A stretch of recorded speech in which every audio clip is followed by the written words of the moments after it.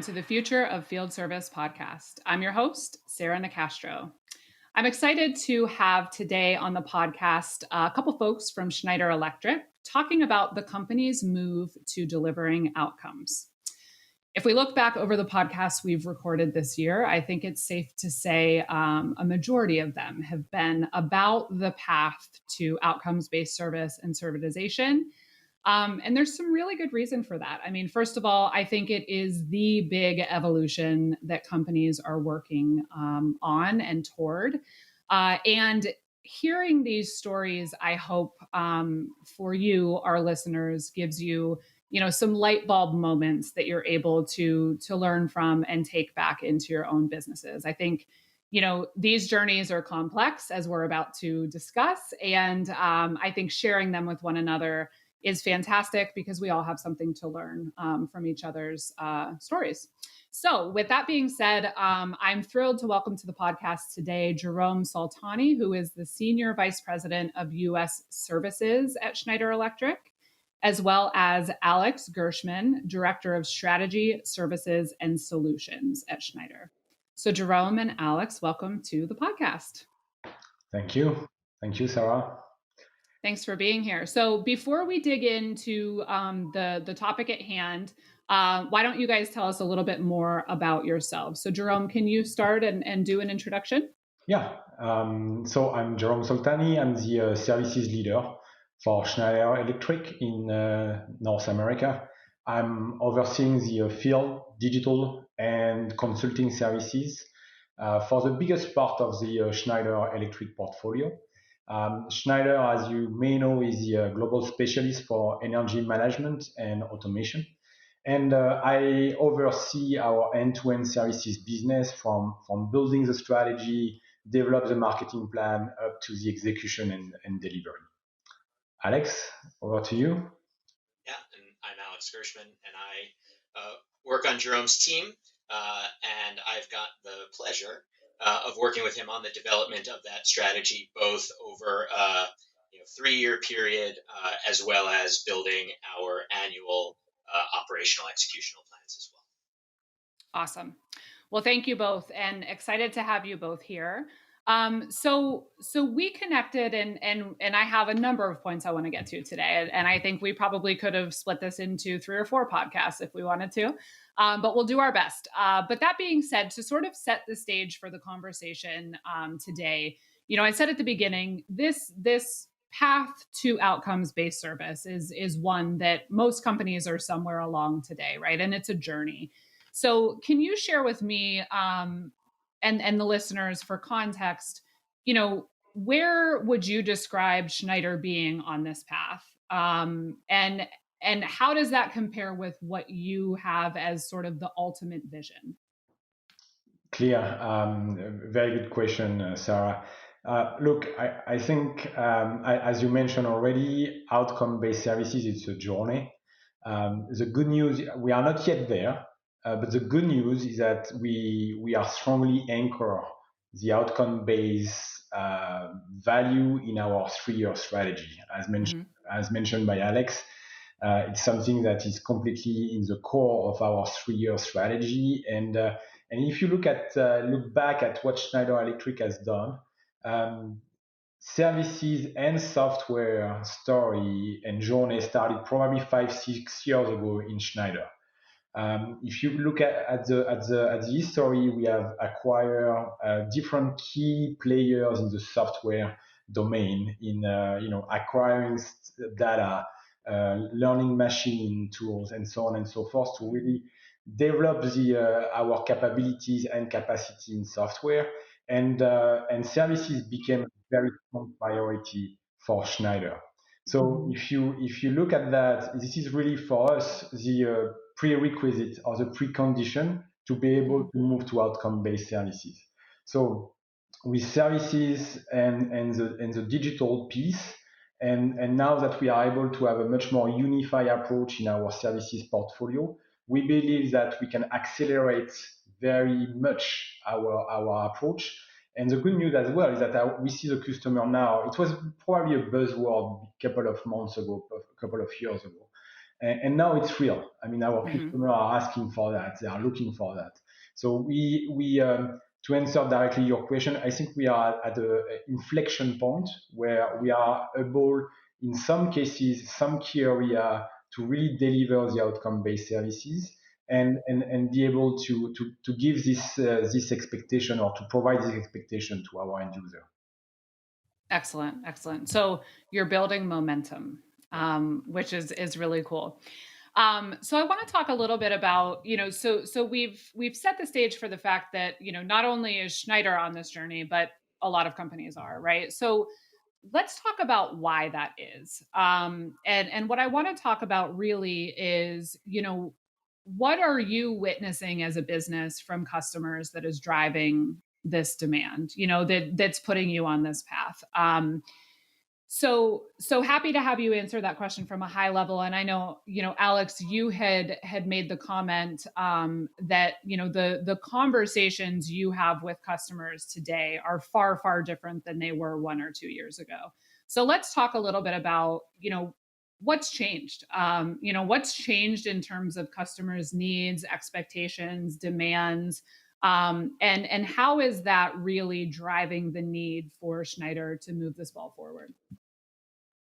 Yeah, I think, Sarah, there are a couple of big, we call them mega trends that we're seeing out in the marketplace that are driving the change in conversation.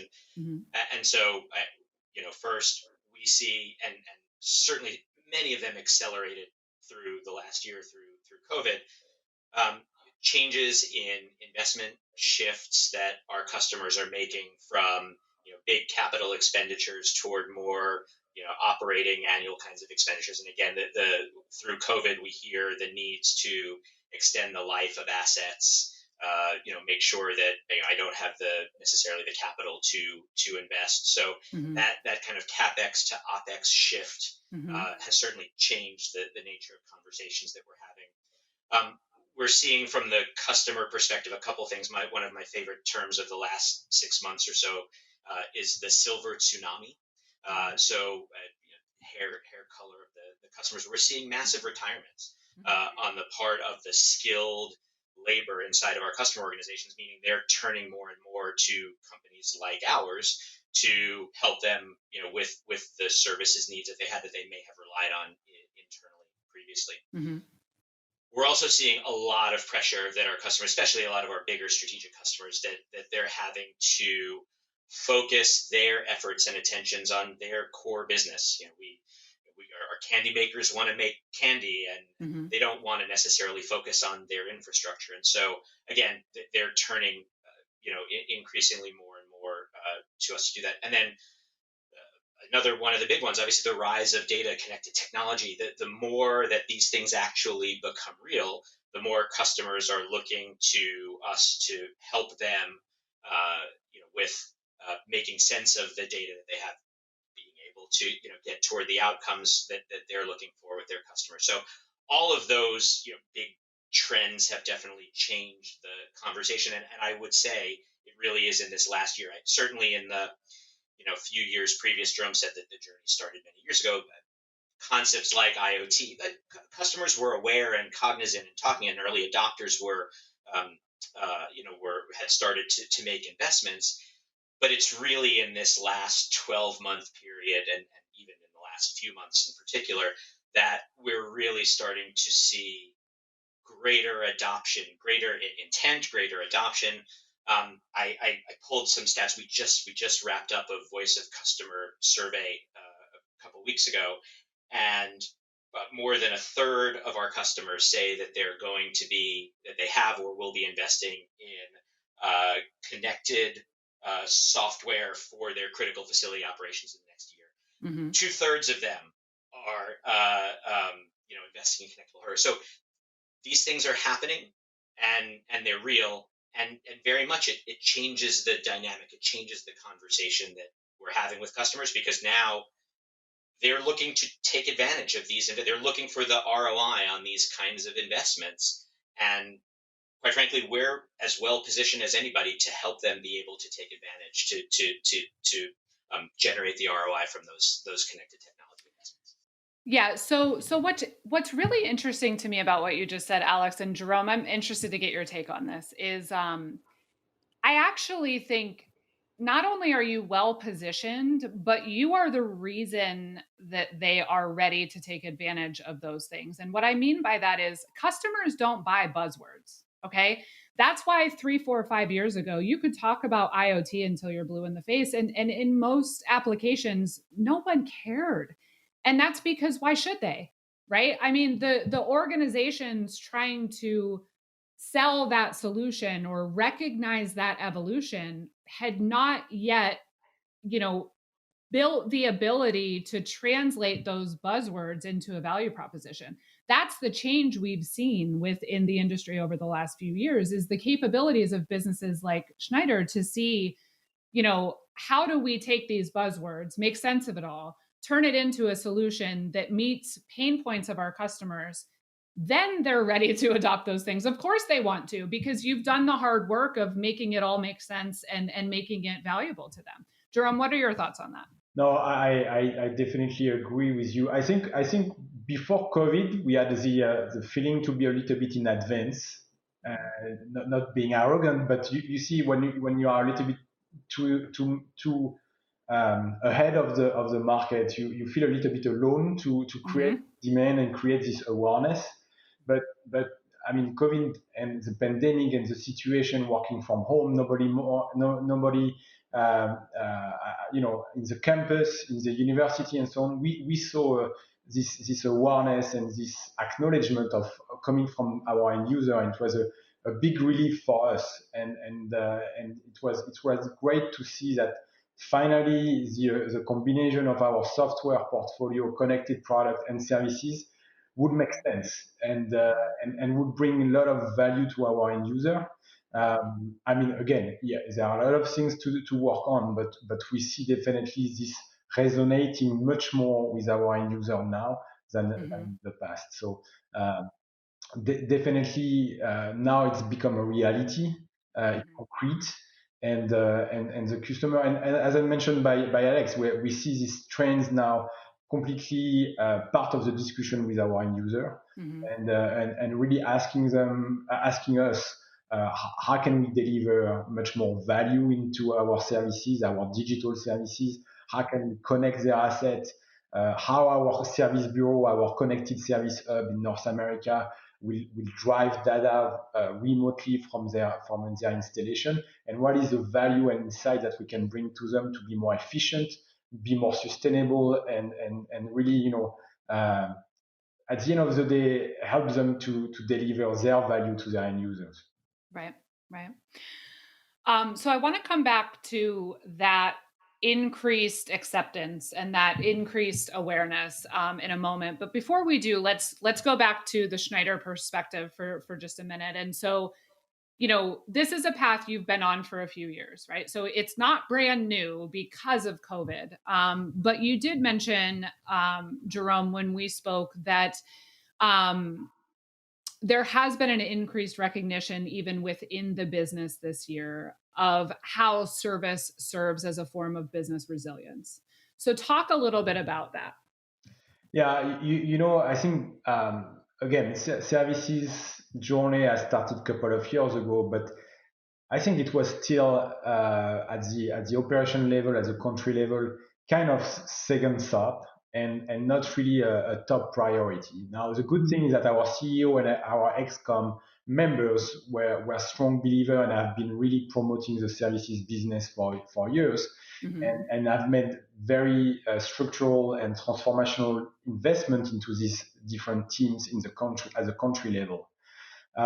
What we saw this year is that the COVID-19 has been really a catalyst to prove that services was highly resilient and a model that allow us to continue to deliver a very strong order intake and profitability to our overall P&L. And I mean, when I look at when I compare, our traditional transactional equipment type of business versus services today, depending on the country, depending on the portfolio, you have a difference, a discrepancy between 5 to 10 points of growth between a services business and a traditional core capex driven business. So very very outstanding performance, and at the end of the day, really delivering a strong profitability, and very contra-cyclical. We talk about pandemic, but even the economy in some area we saw some business struggling because of the situation. But we have as well oil and gas business that beyond the COVID was already in trouble. But this business still need to operate. They need to deliver. They need to drill. They need to extract oil, gas, and to do that, they still need to maintain their equipment. They still need to be safe and reliable. And this business, I'm passionate. I love this business, but it shows that this business is one of the most strong and reliable business and resilient business in the economy, in the market. Yeah, and I think going back to what you said before, Alex, the changing conversations with customers, there's kind of a snowball effect in play to a point, right? Because as businesses become better able to translate the buzzwords into value propositions and to start to articulate those in a way that customers resonate with, then there's kind of a point where customers realize, boy, maybe we can rely on this company for more than just X product or X service, right? So when you said, and it's actually, I had the exact same conversation with someone a few weeks ago who's in a different industry, but similar situation in the sense of, companies that have employed these highly skilled workers to run this equipment for a very long time. These folks are aging out and they're finding it impossible to replace that talent. So how can they turn then to folks like you guys to help them bear the weight of that burden? What type of automation can you provide or insights can you provide that eases that and helps them, maintain their business, right? So and then you see how it can build, right? You bring something to the table. They have this moment of realizing you're bringing more to the table, and it can build.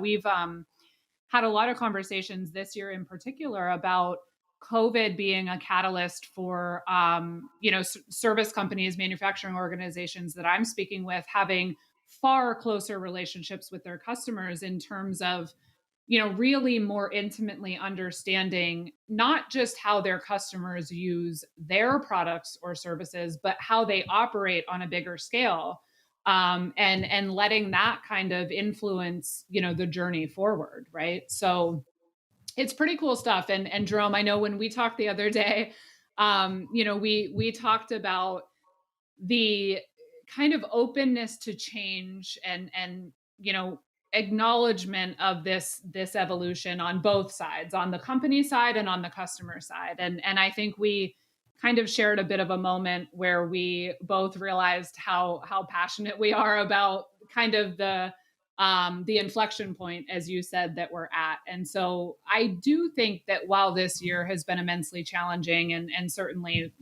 wish things were different, one of the very positive impacts is going to be how it drives this evolution forward. So, what are your thoughts on how would you describe the impact this year has had and how you think that'll influence what's to come? I believe that we talk about this outcome-based services and the value prop value that we want to create for our end user, but it's changing a lot of things as well on our coverage model, on our sales model, and on our execution model. So there is a lot of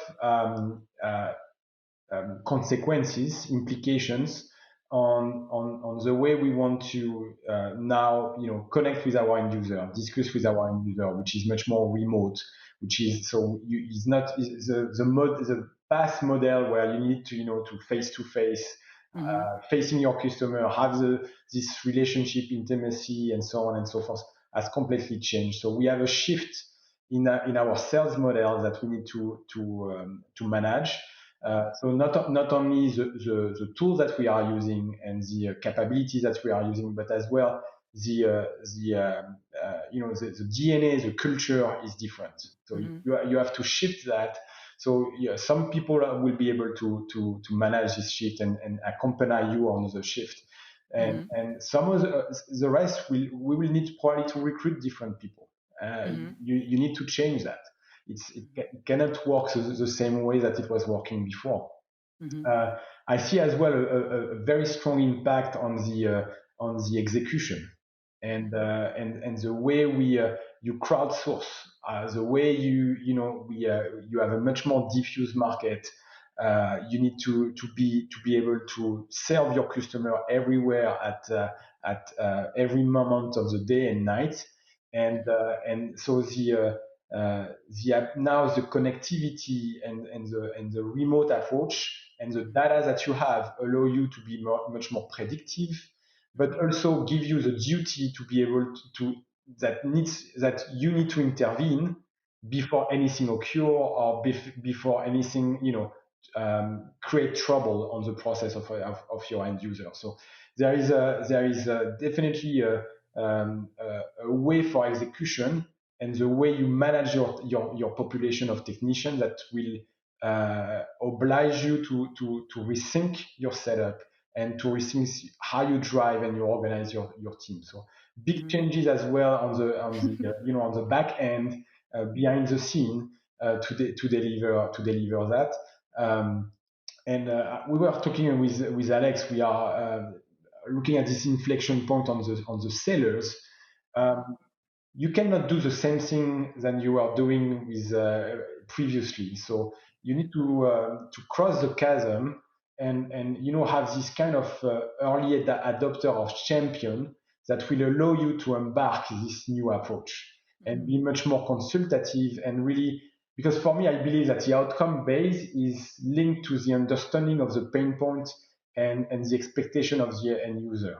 You are not anymore, just troubleshooting or maintaining something. You are anticipating and complying to a need for the customer to continue optimizing his operation or her operation and the maintenance of his infrastructure or her infrastructure. So you need to have different people that understand this need and this expectation to deliver the right outcome to our end user.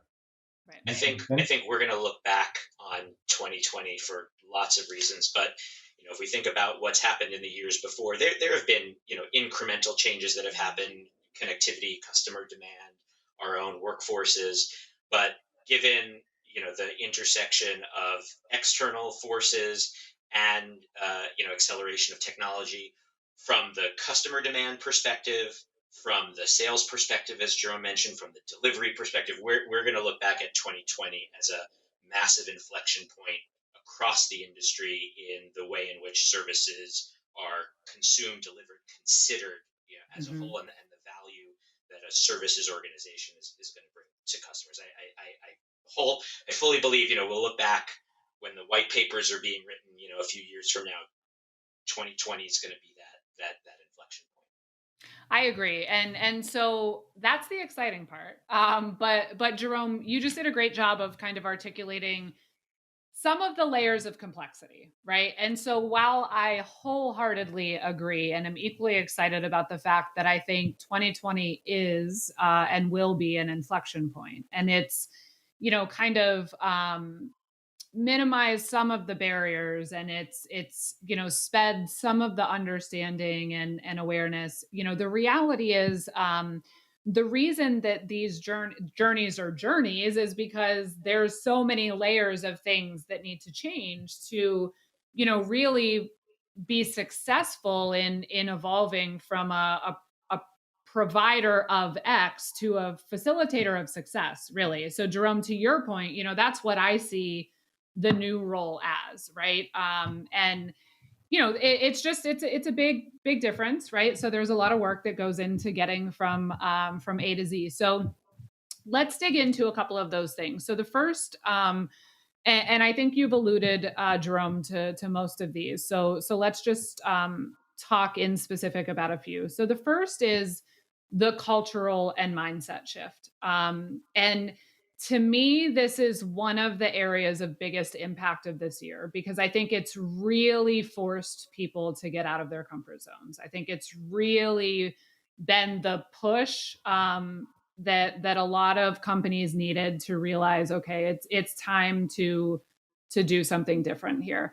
But it is a big change. I think the deeper, the richer the history, oftentimes, the harder it is to really get everybody on board with this services mindset and all of these things. Um, when we spoke the other day, Alex, you mentioned specifically that Schneider has done a very good job of creating a language around service. And so, how? because because I think that this is an area where a lot of people struggle, right? Because there's pockets of recognition within the organization of why this journey is so important and how it can benefit the company. But to be able to persist that understanding, all the way through a business and really change the culture is tough. So having that language and being able to get everyone speaking a common language is a really important step. So what are some of the aspects of that for you guys? How would you kind of summarize the progress and success there? Well, I'll go first and then let Jerome add. And it's hard. And again, like everything else, it's a journey, and by no means would I have would I declare victory. But I think again, the position that we're in now is markedly better and different than it was 12 months ago. It starts for sure at the top down. Our CEO deserves a lot of credit. Jerome mentioned he's been using this kind of language, for the past several years. There was a conversation, I don't know, maybe 6 months ago, where he basically said there are six priorities for the company: services and software, services and software, services and software. That helps, right? When you get that message from the CEO, people start to listen. Mm-hmm. Uh, but it's been a very deliberate uh, push from Mm-hmm. Jerome, myself, our team, out to the rest of the organization, taking advantage of the door being opened for us, and making sure that we're doing our best to kick it in. So it is repetition on the language that we're using. It's reinforcing the concepts that we're talking about. It's painting the vision about why we are where we are, and what, quite frankly, some of the implications are if we don't make some of these changes now. So I think that repetition and that storytelling uh, about customer successes that we've been having, about the kinds of conversations, the things that customers are asking for us, about what we're trying to do, um, Mm-hmm. that repetition, that language, that resonates as you're trying to make change. But again, I'd say we're still in the early stages of making that happen. Mm-hmm. And this is where it gets tough for me because without having a 5-hour podcast, this is where we get into. There's probably 20 questions I could ask you just on this topic because yes, you still have a ways to go. I get that part, right? And I think that companies that are really innovating well realize that there is no finish line to this journey, right? Like you're not all of a sudden going to put your feet up and say, whew, we servitized, we reached the outcomes based nirvana, right? It's going to be a continual process. So as such, the language will continue to evolve, the culture will continue to evolve. But I may ask to have you back just specifically to talk about like what does creating services language within a manufacturing organization look like, because I think that that's a cool topic. But we'll leave it there for now, I guess. Jerome, anything you wanted to add to that, or can I ask you the next point? Yeah, I like to rebound on what Alex Mm-hmm. said a little bit. Definitely, it's one of the biggest challenge, to change this culture and this language. Mm-hmm. I think as leader, you need to drive adoption. Mm-hmm. We were we were discussing about that with Alex a couple of weeks ago. I mean, it's a must and not a nice to have. And you need to at one point explain and message to our organization that this shift to outcome or the shift to services or the shift to digital may not be super beneficial today. But if you don't start to shift your boat or your organization right now, in 2 or 3 years, you will be completely out of the market. Mm-hmm. And so this is a difficulty to manage this situation where I mean, you need to start before it's happening. So proactive anticipation. And really, I was telling you these early adopters or this champion. You need to have people that get it. You need to have change agents that will allow you in terms of services, in terms of digital services, to show you that.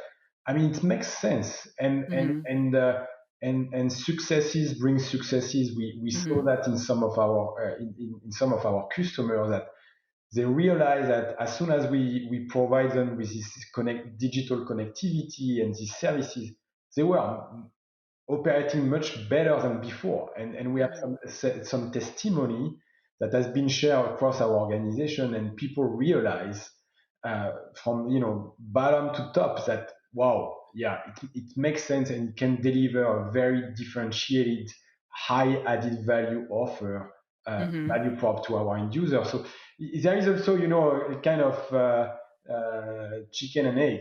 At one point you see the benefits, and so the thing that you have been keep messaging, keep communicating, start to resonate outside and internally, and then it's a way you can cross this chasm in your business. But it's not overnight, and it's a complex shift in the culture of our organization. Nothing does a better job. Something Jerome said is nothing does a better job in amplifying and making that message sticky. Yeah, the CEO can push it, but when customers share that, and when we can share that success with all of our people, with our colleagues, when our customers, come on and do it directly, those are the things that ultimately, make the difference in resonating in people's minds. Right. That makes sense. Okay, I want to talk next a little bit about some of the operational change that has to take place as well. And again, this is a whole another topic that we could really dive into. But I want to talk quickly about two things. The first is, how do you convince people to evolve when business as usual is working quite well? This is again, it's one of biggest difficulty, biggest challenge. I think I'm only tackling the big hard ones. I'm not gonna ask you any easy questions, Jerome. I think it has been one of my pet peeves, my things that keep me awake at night. Is, I mean, especially again, as I said earlier, services business in US was doing well. Your core business is growing and generating the right level or the expected level of profitability. Now you need to say to your guy, you start to shift your focus, from 100% of this highly profitable growing business to something that takes more time, is more proactive, more consultative business, and so you need to educate, you need to convince. As I said, you need to have it's becoming mandatory, and we need to as we discussed with Alex and with our financial partner, with our HR partner, we need to experiment things to see what could work to shift this behavior and this focus. We change our sales incentive plan. And you need to change the sales incentive plan because it's different quota, it's different, different return on investment. So you need to change about that, because people will not be paid out as they were, and you don't see the same return on investment. So you need to work on changing your incentive plan and the way people are paid out. You need to change your model.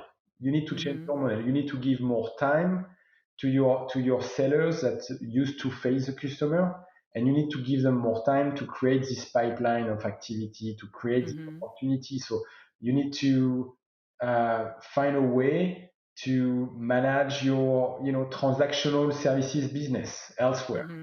Because they cannot anymore spend their time on a spare parts business. That's not what we want to drive. So you need to change your sales model to give to your top guns, highly competent sales guys that understand this approach. You need to give them more time, and you need to be probably at the beginning less stringent, less demanding on the return on cost than before, because it's not the same volume. It's a different value that you are selling to the end user, and even if the market has changed and the expectations are different, you still need to convince. You have some challenge in terms of we talk about connectivity, but you should not forget about cybersecurity. And so there are some additional complexities that need to be taken into account, and you need to give the right support to this team to be successful. So a lot of changes in terms of incentive plan, change in terms of sales model and sales setup and rules of engagement, to really make sure that you can give the room for your people to be successful in this new ecosystem. That makes sense. And it kind of ties in with the second part that I wanted to talk about, is, eliminating silos, right? And having a more cohesive strategy and cohesive approach. So what are the thoughts there? How have you made progress on breaking down some of those silos and working more for the greater good of the customer outcome? Yeah, I mean, look, Schneider Electric is a great company, and doing, as we said, making the right move and the right time for software services, and I think the direction and the strategy is very clear and relevant. Now it's a complex organization. You have many BUs, you have hardware BUs, software BUs, and most of them are working in silos still. Okay. And now what the company has done is really try to shift from this performance measurement by BU, and being much more agnostic in terms of performance tracking and performance monitoring. So give the possibility or the opportunity for our seller, for our people, to be recognized not only on their silo, but be recognized on the overall accountability or responsibility that they have on a larger, wider portfolio. So you need to break this. You can still have this BU, because you need R&D very specific to each BU, and you need to have some marketing very specific to each BU. But at the country level, you need to have a performance management and performance tool that allow you to break this silo. This is from the let's say from the hardware and software point of view. On the service side, I think it has been clear from the get-go, and we see that with Alex. We are expanding our portfolio, and we have a much more unified approach. I mean, for us, I mean, we talk about digitization, we talk about services. Again, to move to the outcome-based services, you need to move from an asset and BU point of view to a much more system and solution point of view. Right. I mean, you don't bring an outcome-based services if you just monitor the obsolescence of your tire. You need you need to cover a system and a multi-BU approach that with digitization and with services will allow you to provide these outcome-based services. So for us, every discussion that I'm having with the different BU leaders is that I will own the outcome-based services, and I will generate the outcome-based services because the customer, the market is expecting that. But then I will need to provide them the right performance and allocate the performance that they own and they deserve. But you need as a services team to be able to integrate and blend the different BU to make sure that it's completely transparent for our end user and you manage the complexity behind the scene. Right. Yeah, I mean, this is another very common conversation that I end up having, right? Because as you said, it's another very complex part of the change, So as a product manufacturer, you're structured operationally for internal efficiency, usually. And if you're trying to be structured instead for customer centricity, which you need to be, to your point, to tie all the pieces together and deliver outcomes, it's a big difference. Okay. I'm stressed out because we're running out of time and I want to make sure we get to 2 more questions. So bear with me. I want to make sure we talk again, when we're talking about the different layers to this journey, about digitization. So I know this again could be an entire topic on its own, but for the sake of giving the Schneider Electric overview today. Talk a bit about how, digital transformation, the need to be able to collect and deliver data, things like that plays a role into this evolution. I will start, and Alex, and you can rebound. I mean, for me, you transform your assets and your product into a smart, connectable product and equipment. So digitization for me is really from going from this dumb equipment and gear to this smart and connectable product that you can connect on the cloud and then completely leverage all the algorithm, all the advisor to deliver insights and actionable insights to our customer, again, to deliver this outcome. So the digitization is key for us, providing this layer of connectivity to your equipment, to your software, to really able to deliver these apps and this advisor for our customers. So digitization for me is key as well on the execution. Right. We made a huge transformation on how to schedule and dispatch our technician, how to have access to our partners because they have technician as well, and we are leveraging now our technician. We are giving as well to our partner when we connect the end user. We are providing insight to our partner as well to connect to their end user. So the digitization for me is key on the offer and value prop, but it's key as well on the execution piece for crowdsourcing, for making sure that you send the right technician with the right competency, with the right component to deliver the right services. So it's really, for me, digitization on both sides. Alex, anything to add to that? Yeah, the only thing, I mean, clearly data is the currency that enables the customer value to be driven to enable the efficiency. And it's also that maybe a third layer is the customer experience as well, the bridge between, what you're being able to deliver, what your people are doing, the ability to, seamlessly on their own, get in touch with you, schedule the appointment, whatever it may be. So the reality is it's critical to all facets of the transformation. Data is the currency on which all of this is built. Right. I always say, making the decision to deliver outcomes is taking on the responsibility of mastering a lot of complexity and making that invisible to your customers. And, to do that, obviously, these tools are critically essential. Okay. One last question for each of you, and it can be a quick one. But if I were to ask you each to share, your biggest lesson learned or your biggest piece of advice for a peer that is listening to this episode, what would it be?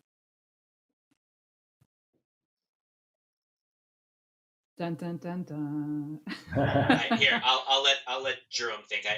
Okay. I've actually been keeping a bit of a running list of the lessons that we've been learning as we've been going through this, because there are many. And so, Sarah, if you'll forgive me, I'll share. There's 4 or 5 of them. So one Sure. is, look, but becoming more outcome based is a process. It's not a switch, right? This is, if you don't have any misgivings that this is going to be a years long process that ultimately has no destination, right? And you have to orient yourself that way. The second is that customer selection, especially at the outcome, really at the beginning, at the outset, really matters. Finding customers, partners who want to work with you, who are willing to accept that things aren't going to be perfect right away, who are going to serve as, case studies for you as you make the case internally and externally, is hugely, hugely important. It also means that segmentation and specialization within vertical segments also matters. You've got to be an expert. The way that you handle a healthcare system and the way that you handle an automotive facility, the outcomes they're looking to drive are going to be different, and you've got to be able to understand that. And then the 2 others. One is that designing for services is key. So we work in an historical equipment manufacturing company that makes the best products, and one of the big keys to being able to drive this type of change is having the services team having a seat at the R&D table, at the offer generation creation table very, very early on, making sure that services isn't an afterthought. And we've pushed really, really hard for that seat. And I think that's been critical for us being able to build the momentum. And then the last one is that I will tell you that internal selling is as important, maybe even or more, as external selling. Again, your customers are pulling you along. Customers want this. I mean, this is where they're going. They see it, and that repetition, that setting the picture, that storytelling, I think has been equally, if not more important, for the success we've had so far, and enabling us to maintain that momentum. That's in so many ways the harder sale. Okay, Jerome. I mean, Alex covered a lot, but for me, probably, I mean, I would say that for sure the outcome-based services is a growth in the coming year, and you look at what is your current portfolio, and as mentioned by Alex, based on what is your market or what is your customer landscape, what is relevant for your customers in terms of services based on this portfolio? Do you need to partner to expand this value prop? Because you cannot deliver an outcome by yourself if your portfolio is not enough, or do not bring enough coverage. If you see. Right. So expanding the value chain. You need to change your value chain or adapt your value chain depending on the outcomes that you want to deliver versus what you have in your portfolio currently. So think about that before moving into this journey. I think it's important strategically, and then you can find the right alliances or partnership to enrich your portfolio and deliver this outcome. But there is probably some work to do in terms of marketing intel to look at this portfolio versus the outcome base that you want to deliver. Okay, good. Jerome, Alex, thank you both so much for being here. Plenty of areas that we could dig into further, so would love to have you back at some point if you would be willing. But thank you for coming and sharing your story today. Thank you. Thanks for having us. Yes. You can learn more about the journey to outcomes-based service by visiting us at www.futureoffieldservice.com. You can also find us on LinkedIn as well as Twitter at @thefutureofs. The Future of Field Service podcast is published in partnership with IFS. You can learn more about IFS service management by visiting www.ifs.com. As always, thank you for listening.